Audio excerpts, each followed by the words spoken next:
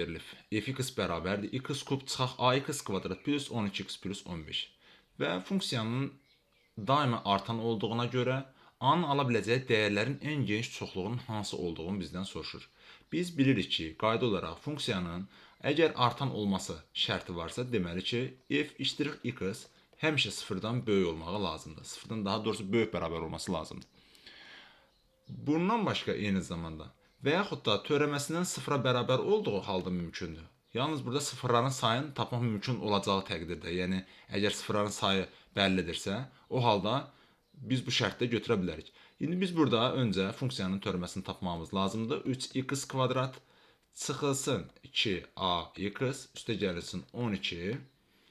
Bunun sıfırdan böyük bərabər olması lazımdır.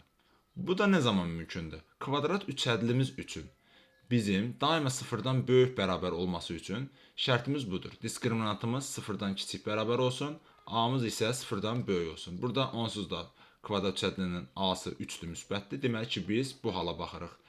Və diskriminantı düsturuna yazsaq, b kvadratı burada götürürük 2a-nı, olur 4a kvadrat, çıxılsın 4 vurulsun 3, vurulsun 12, kiçik bərabərdir sıfırdan.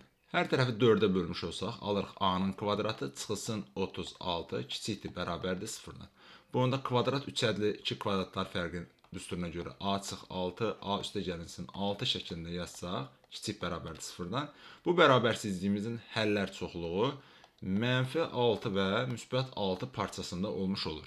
Və deməli, ən böyük, yəni bu aralıqda, ən geniş aralıq budur ki, -6, 6 parçasında bu funksiyamız daima artan olmuş olur.